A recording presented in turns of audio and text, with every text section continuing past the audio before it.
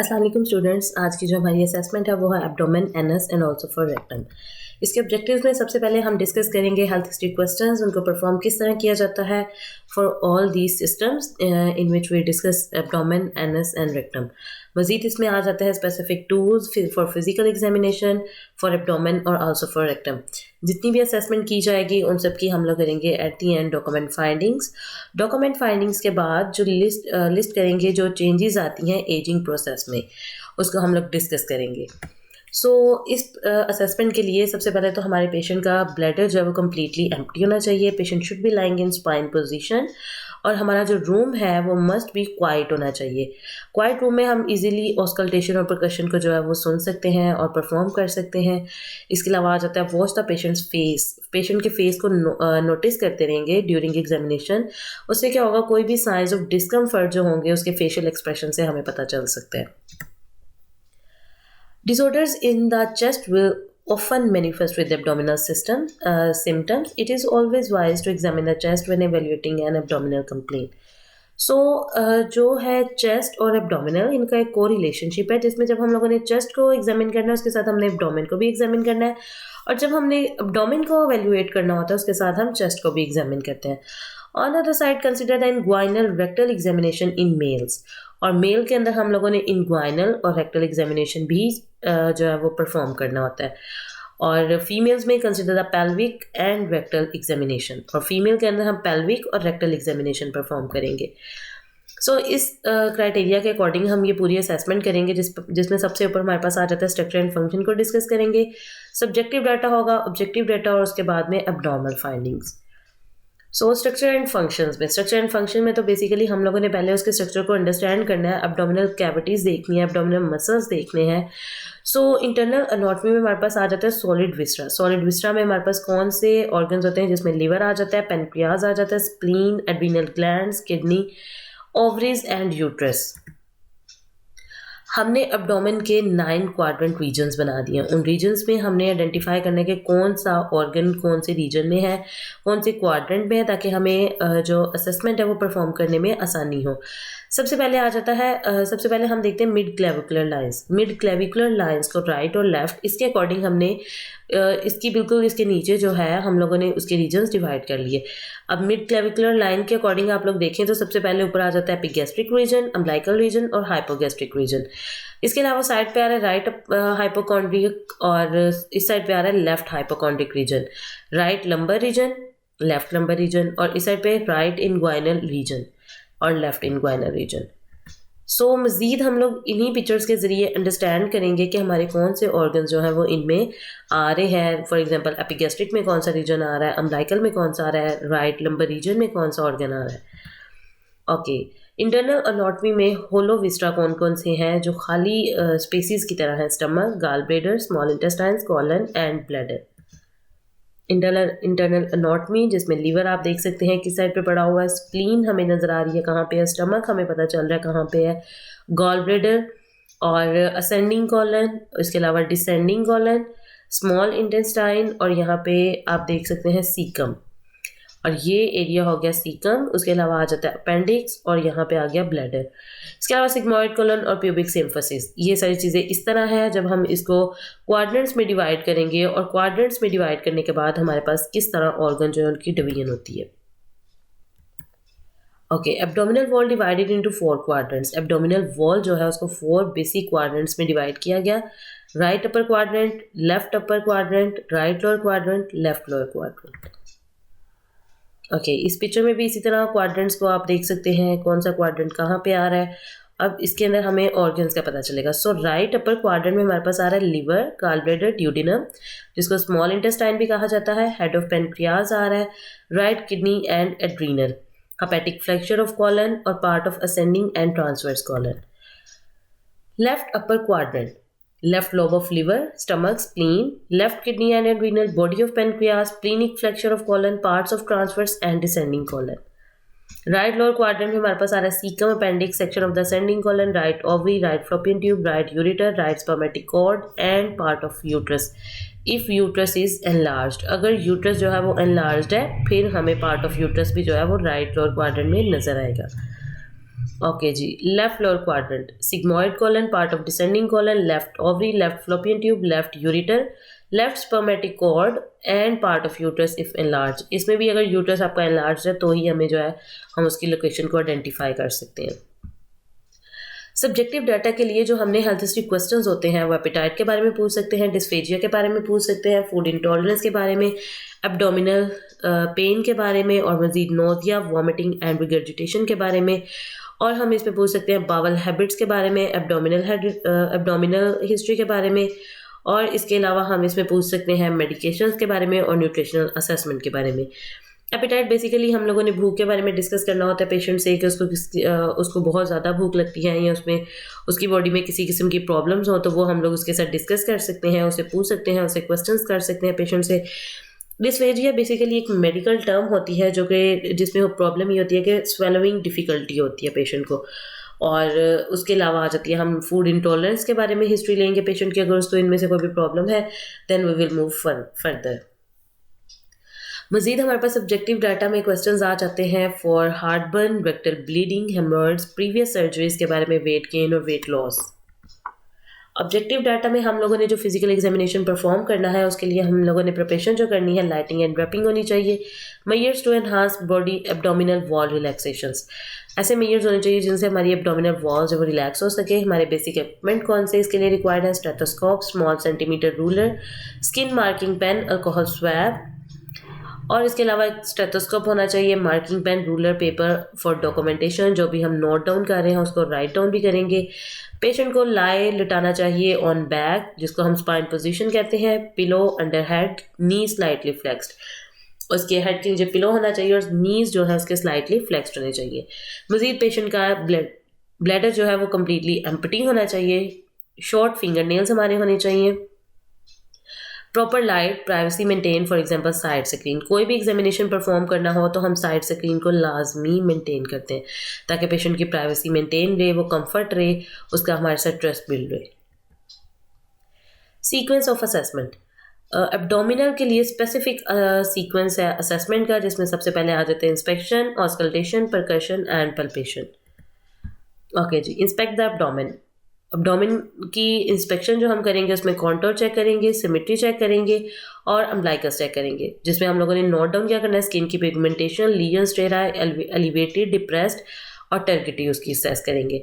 Pulsations और movement इसमें assess करेंगे, हेयर डिस्ट्रीब्यूशन देखेंगे और डेमिनर देखेंगे। कॉन्टोर में हम लोग उसकी शेप देखते हैं। बेसिकली शेप अगर उसमें किसी किस्म की हमें प्रॉब्लम्स नज़र आ रही हों तो उनको हम नोट डाउन कर लेते हैं ताकि हमें मज़ीद जो है उनको जो है ना असेस करते हुए आसानी रहे।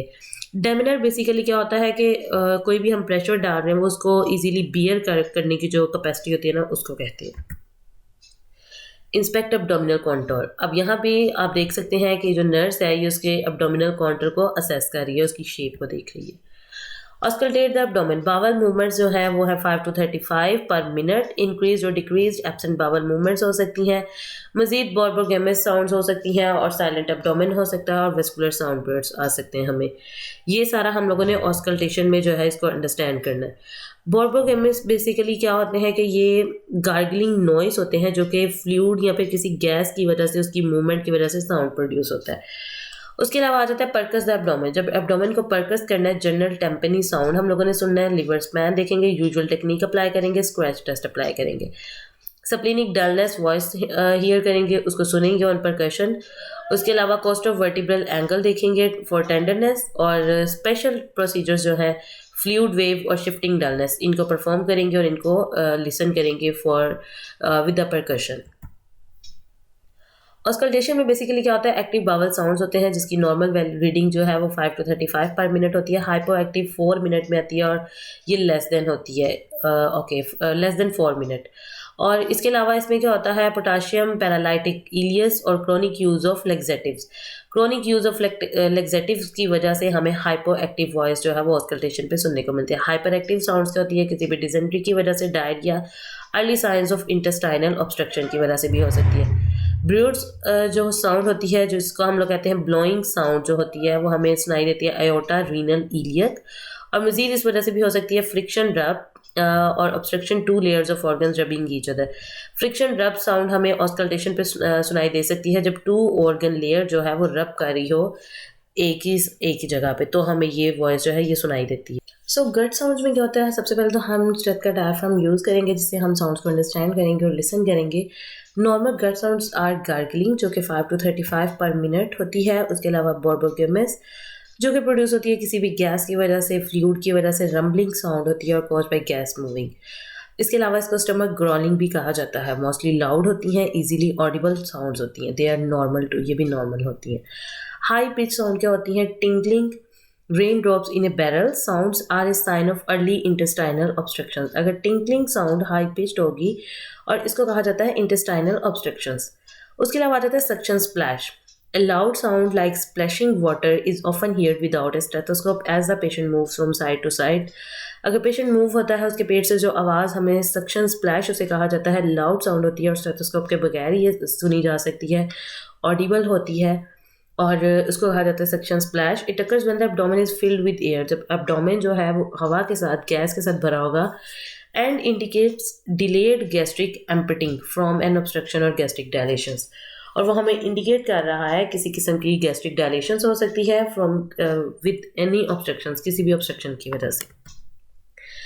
Decrease sounds are a sign of decreased gut activity. अगर साउंड्स जो हैं वो सुनने में डिक्रीज्ड है, उनकी क्वालिटी डिक्रीज्ड है, इट्स मीन गट की जो एक्टिविटी है वो भी स्लो और डिक्रीज्ड है। गट साउंड्स में भी marked decreased after abdominal surgery. Gut sound जो है वो डिक्रीज्ड उस टाइम होते हैं समटाइम आफ्टर सर्जरी और किसी इन्फेक्शन की वजह से और समटाइम किसी इंजरी की वजह से। उसके अलावा आ जाते हैं absent sounds. No sounds for 5 minutes are a bad sign. Sounds अगर 5 मिनट तक आपको नहीं ऑडिबल हो रही, इट डजेंट मीन कि ये कोई बैड साइन है। They can be cause by longer lasting intestinal obstruction. ये इस वजह से भी हो सकती है कोई लॉन्गर, बहुत देर से जो ऑब्स्ट्रक्शन हो, कोई इंटेस्टाइनल परफोरेशन हो, और इसके अलावा इंटेस्टाइनल मेजेंट्रिक और इस्कीमिया और इन्फेक्शन की वजह से भी ऐसा पॉसिबल हो सकता है। ओके, साउंड ब्रूड साउंड क्या होते हैं? इस sound especially an abnormal one, a bruit may be heard over an artery और vascular channel. Bruit sound hear कर सकते हैं हम किसी भी आर्टरी और वेस्कुलर चैनल में, रिफ्लेक्टिंग टर्बुलेंस ऑफ फ्लो। किसी चीज़ का फ्लो उसमें से गुजर है, कोई एयर का फ्लो गुजर है, तो उस साउंड को कहते हैं ब्रूड साउंड। इसके अलावा आ जाता है use the bell of your stethoscope to listen for bruits. Stethoscope का बेल हम लोग यूज़ करेंगे उसको ऑडिबल करने के लिए। Aortic broods क्या होते हैं? Are heard in the epigastrium region. Epigastrium region में ये heard होती हैं. They may be sign of abdominal aortic sac formed by dilation of the wall of an artery vein. Basically ये जो साउंड हम एपिगैस्ट्रिक रीजन में सुनते हैं ये क्यों बनती है? कोई सैक जो है वो वहाँ पे किसी किस्म की आर्टरी में डायलेशन हो जाए और उसकी वजह से ये साउंड जो है वो हमें ऑडिबल होती है, हियर्ड होती है, सुनने को मिलती है। रीनल आर्टरी ब्लूइड्स क्या होते हैं? Are in each upper quadrant. Renal artery bruits हमें अपर क्वाड्रेंट्स में, राइट अपर और लेफ्ट अपर क्वाड्रेंट्स में सुनने को मिलते हैं। They may be a sign of renal artery stenosis. किसी नैरोइंग की वजह से, किसी स्टीनोसिस की वजह से, किसी ऑब्स्ट्रक्शन की वजह से ये साउंड हमें सुनने को यहाँ पे मिलती है। Which is a potentially treatable cause of hypertension. ये पोटेंशियली ट्रीटेबल होता है और ये कोज किस वजह से, ये नैरोइंग सिचुएशन किस वजह से कोज होता है? हाइपरटेंशन की वजह से।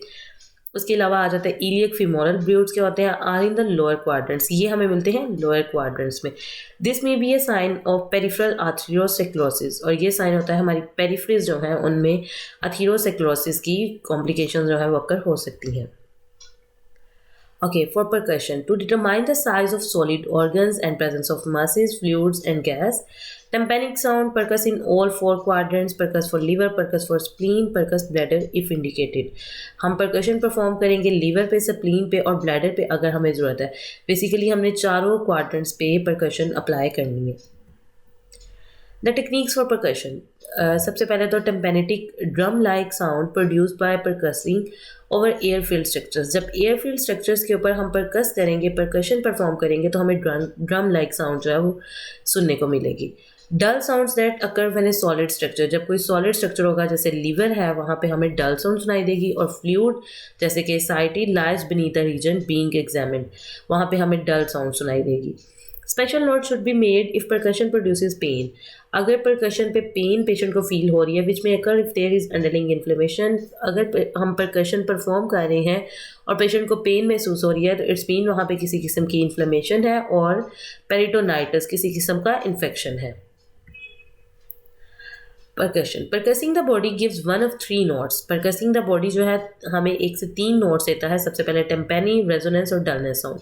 टेम्पेनी is found in most of the abdomen caused by air in the gut. अगर एयर पड़ी होगी गट के अंदर तो टेम्पेनी साउंड हमें सुनाई देगी। It has a higher pitch than the lungs. Lungs से ज़्यादा इनकी पिच जो है वो हायर होती है। Resonance is found in normal lung. Resonance found हमें सुनाई देती है नॉर्मल लंग में। It is lower pitched and hollow, और ये लोअर पिच्ड होती है और होलो जैसे किसी खाली जगह से आवाज़ आती है, just like that. Dullness is a flat sound. ये फ्लैट साउंड होती है विदाउट इकोज। इसमें कोई इकोज नहीं प्रेजेंट होती, जैसे हमारी आवाज़ नहीं गूंजती है इस तरह की ऐसी कोई एक्स्ट्रा आवाज़ नहीं आती। The liver and spleen and fluid in the peritoneum give a dull sound. Liver अगर किसी किस्म का लिवर, स्प्लीन और अगर किसी किस्म का फ्लूइड प्रेजेंट है जैसे एसाइटिस होते हैं तो हमें डलनेस साउंड जो है वो नोट डाउन होगी। उसके अलावा आ जाता है percussion of the spleen. Percussion of the spleen किस तरह परफॉर्म की जाती है? व्हेन सिग्निफिकेंटली एनलार्ज्ड, अगर स्प्लीन एनलार्ज्ड होगी, percussion in the left upper quadrant पे जो परकशन प्रोड्यूस की जाएगी वो हमें डल टोन प्रोवाइड करेगी। Splenomegaly suggested by percussion. Splenomegaly जो है अगर परकशन से जो एवेल्युएट की जाएगी then will be verified by palpation. अगर परकशन से हमें पता चला है कि इस पेशेंट को स्प्लीनोमेगैली है देन हम उस पर पल्पेशन परफॉर्म करेंगे for verification. Percussion in left anterior axillary line. Percussion जो लेफ्ट इंटीरियर एक्सिलरी लाइन पे हम परफॉर्म करेंगे जस्ट अबव लोएस्ट रिब। उसके अलावा आ जाता है ask your patient to take a deep breath and percuss again. Patient को कहेंगे डीप ब्रीथिंग करे वो और परकशन दोबारा से स्टार्ट करेंगे। Dullness with full inspiration may be a sign of enlarge spleen. अगर डलनेस आ रही है हमारी इंस्पायरेशन के ड्यूरिंग तो इट्स मीन कि वहाँ पे एनलार्ज स्प्लीन प्रेजेंट है। You can see in this picture कि हम लोगों ने परकशन परफॉर्म किस तरह करनी है। आप लोग पहले ए वाला देखो, उसकी आपको जगह एग्जैक्ट आपको उसकी प्लेस मिले कि हमने परफॉर्म कहाँ से करनी है। हमारी फिंगर्स यहाँ तक आ रही हैं और हम लोग इस फिंगर पे जो है वो परफॉर्म कर रहे हैं। बेसिकली अपनी हम थर्ड फिंगर पे परफॉर्म कर रहे हैं। अब आप इस पिक्चर में देख सकते हैं और इस पिक्चर में इस पे किस तरह परकशन परफॉर्म की जा रही है। इफ डलनेस इन फ्लैंक, अगर फ्लैंक वंस ऑन साइड, अगर साइड पे डलनेस साउंड हमें सुनाई दे रही है परकशन पे, चेक फॉर शिफ्टिंग डलनेस। फिर हम उसको मज़ीद चेक करेंगे कि कहीं और पे तो ये डलनेस साउंड हमें सुनाई नहीं दे रही, उसको इर्द गिर्द जितना भी पोर्शन है उसको असेस करेंगे। If indicate check for fluid wave, अगर वहाँ पे हमें पता चल रहा है ऐसी मज़ीद साउंड है तो फिर हम फ्लूइड के लिए उसको चेक करेंगे। Okay, shifting dullness with the patient supine. Supine में पेशेंट को लटाएंगे। Begin percussion at the level of umbilicus and proceed down laterally. Patient को स्पाइन पोजीशन में लटा के अपनी परकशन स्टार्ट करेंगे। अम्बलाइकस से प्रोसीड करते हुए लेटरली साइड पे पहुंच जाएंगे। In the presence of ascites अगर प्रेजेंट है, पेशेंट को एसाइटिस है तो फिर हम लोग where the sound changes from टेम्पेनिंग to डल, हम कंप्लीट उसको परफॉर्म करते जाएंगे। प्रोसीड डाउन टू लेटरल, जहाँ से हमारी वॉइस जो है वो टेम्पेनिक से डल तक कन्वर्ट हो जाती है। This is the intestine fluid interface and should be रफली equidistant central from the umbilicus on the right and left side as the fluid. अगर फ्लूइड प्रेजेंट है ऑब्वियसली जब हमने परकशन स्टार्ट करनी है जस्ट लाइक दैट कि अगर यहाँ से स्टार्ट कर रहे हैं तो हम फर्दर यहाँ तक मूव करते जाएंगे। अगर यहाँ से लेके यहाँ तक हमारी जो टेम्पेनिक से डल में कन्वर्ट हो रही है तो इट्स मीन कि यहाँ पे प्रॉब्लम है। Mark this point on both the right and left sides of the abdomen and then have the patient roll into lateral decubitus position onto either their right or left sides। फिर हम क्या करेंगे कि अगर तो वो हमें कंफर्म हो गया फिर हम ऑब्वियसली दोनों साइड्स पे उसको चेक करेंगे और पेशेंट को डेक्यूबाइटस पोजीशन में लटा देंगे, या फिर लेफ्ट साइड पे और या फिर राइट साइड पे। Palpate the liver. अब हम पल्पेशन पे आ गए हैं फिजिकल एग्जामिनेशन में। सबसे पहले क्या करेंगे, measures to enhance muscle relaxation. Muscle relaxation देखेंगे, उसके बाद लाइट पल्पेशन होगी, उसके बाद डीप पल्पेशन। इसके अलावा हम बाय मैनुअल पल्पेशन परफॉर्म करेंगे। नॉर्मली पल्पेबल स्ट्रक्चर्स कौन से होते हैं, लीवर, स्प्लीन, किडनी और एयोर्टा। यूजुअली टेक्निक कौन सी होती है, यूजुअल टेक्निक जो पल्पेशन के लिए परफॉर्म की जाती है, उसके अलावा हुकिंग टेक्निक परफॉर्म की जाती है। Palpation, light palpation to evaluate general condition. General condition के लिए सिर्फ हम लाइट पल्पेशन जो है वो यूज़ करेंगे। हमारे फोर्थ क्वाड्रेंट्स में 1 to 3 सेंटीमीटर स्पेशल ऑर्गन्स हैं। उसके अलावा nature of any distension and abnormalities and painfulness. Note down करेंगे कोई डिस्टेंशन हो, कोई एबनॉर्मलिटीज हो, या फिर कहीं पे पेशेंट को पेन फील हो रही है, जैसे हमने शुरू में डिस्कस किया था कि उसके फेशियल एक्सप्रेशंस को हम नोट डाउन करेंगे। इसमें आ जाता है इंक्वाइनल नोड्स और हर्निया के लिए हम लोग पल्पेट करेंगे। डीप पल्पेशन जो होती है वो होती है 4 to 5 सेंटीमीटर, और जो लाइट पल्पेशन होती है वो होती है 1 to 3 सेंटीमीटर डीप। ओके जी, 4 to 5 सेंटीमीटर डीप चलेंगे। बोथ हैंड टेक्निक और वन हैंड दोनों परफॉर्म की जा सकती है to detect any organ enlargement, ताकि हम डिटेक्ट कर सकें ऑर्गन में कोई भी एनलार्जमेंट हो, कोई स्वेलिंग हो या फिर एब्डोमिनल मैसेज हो। Palpate for liver and spleen, liver और स्प्लीन को पल्पेट करेंगे। रिबाउंड टेंडरनेस जो है ये टेस्ट अप्लाई किया जाएगा। Inflammation of appendix, peritoneal inflammation, तो इससे रिबाउंड टेंडरनेस से हम लोग ये जो है अंडरस्टैंड कर सकेंगे on palpation. Okay, bimanual technique for liver palpation ये इस तरह परफॉर्म की जाती है। हुकिंग टेक्निक जो है वो इस तरह परफॉर्म की जाती है, अपने हैंड्स को जैसे हुक की तरह जो है वो हम लोग चेस्ट के साथ होल्ड करके, तो इस तरह बना के इसको कहते हैं hooking technique. Okay, palpation for spleen, spleen की पल्पेशन के लिए इस तरह है, उसकी बैक पे एक हाथ रख के और फ्रंट से हम लोगों ने इसको डी पल्पेट किया हुआ है, तो इससे हमें स्प्लीन की पल्पेशन इस तरह परफॉर्म होती है। Blunt percussion of kidney, blunt percussion इस तरह कहते हैं कि आपने उस पोर्शन पे हाथ रख के उसके ऊपर आपने थोड़े से प्रेशर के साथ जो है वो आपने इसको प्रेस करना है, तो इसको कहते हैं blunt kidney. So posterior view location of the kidney, ये आप लोग देख सकते हैं। जैसे हम लोगों ने इस पर ब्लंट परकशन परफॉर्म करनी हो तो हमें एटलीस्ट आइडिया होना चाहिए कि हमारी किडनीज पोस्टीरियर व्यू पे किस तरह होती हैं। ओके, इंपॉर्टेंट साइंस जो हम लोगों ने एब्डोमिनल की असेसमेंट के लिए परफॉर्म करने होते हैं, सबसे पहले आ जाता है रुविंगसिंग साइन। इसके अलावा आ जाता है रेक्टल टेंडरनेस। रुविंगसिंग साइंस क्या होता है? Also known as indirect tenderness. The sign is positive when pressure applied to the left lower quadrant result in right lower quadrant pain. अगर तो हमने लेफ्ट लोअर क्वाड्रेंट पे हम लोगों ने किसी किस्म का प्रेशर अप्लाई किया है और रिजल्ट जो है मतलब दूसरी साइड पे उसको पेशेंट को पेन फील होना शुरू हो जाए, तो इस चीज़ को कहते हैं रुविंगसिंग साइन। रेक्टल टेंडरनेस बेसिकली क्या होता है? रेक्टल टेंडरनेस में हम लोग पेशेंट विद अपेंडिसाइटिस, अगर तो पेशेंट को अपेंडिसाइटिस है, इन्वॉल्व होता है, पेल्विस में have rectal tenderness on examination. Pelvic की भी और रेक्टल टेंडरनेस भी उसमें हमें फील होती है जब हम एग्जामिनेशन करते हैं अगर पेशेंट को अपेंडिसाइटिस हो। Special procedures for advance practice, advance practice में हमारे पास आ जाता है रिबाउंड टेंडरनेस जो हमने अभी परफॉर्म किया, जिसे हम ब्लमबर्ग साइंस भी कहते हैं। इंस्पायरेटरी अरेस्ट, जिसको हम मर्फी साइंस कहते हैं। इलियोपोसेस मसल टेस्ट, और इसके अलावा आ जाता है एप्ट्यूरेटिव टेस्ट। अब इसको परफॉर्म करते हैं कि ये किस तरह होता है। हम लोग इसके बाद आ जाते हैं हमारी सैम्पल चार्टिंग। सैम्पल चार्टिंग में हम लोगों ने क्या करना होता है? स्पेशल प्रोसीजर्स इसके लिए परफॉर्म किए जाते हैं, जो आ जाता है रिबाउंड टेंडरनेस जिसको हम ब्लमबर्ग साइंस कहते हैं। मजीद इंस्पायरेटरी अरेस्ट होता है जिसको हम मर्फी साइंस कहते हैं। इलियोपोसेस मसल टेस्ट होता है, इसके अलावा एप्ट्यूरेटर टेस्ट होता है। जो भी हम लोगों ने असेसमेंट की है, जो भी हम लोगों ने असेसमेंट की है इसको हम लोग देखते हैं। अब हम इसको डॉक्यूमेंटेशन किस तरह करते हैं। सबसे पहले तो हमने एपिटाइट का पूछा था, जो कि पेशेंट की एपिटाइट गुड थी। इसके अलावा नो डिस्फेजिया, कोई उसको डिफ़िकल्टी नहीं है, no food intolerance, no pain, no nausea and vomiting. इसमें पेशेंट हमारा बिल्कुल ठीक है और 24 hours listed at end of history. Diet recall of इसमें पेशेंट को किसी किस्म की इंजरी नहीं है, कोई सर्जरी नहीं है, उसको कोई भी प्रॉब्लम नहीं है। ये हमारा सब्जेक्टिव डाटा में पेशेंट हमारा कम्प्लीटली हेल्दी है। ऑब्जेक्टिव में उसकी इंस्पेक्शन में एब्डोमेन फ्लैट है, सिमेट्रिक है, with no apparent masses. Auscultation में बावल साउंड्स प्रेजेंट है, नो ब्रीड्स, और परकशन पे टेम्पेनी प्रीडोमिनेंट्स है इन ऑल 4 क्वाड्रेंट्स। और उसके बाद आ जाती है assessment. Healthy abdomen, bowel sounds present.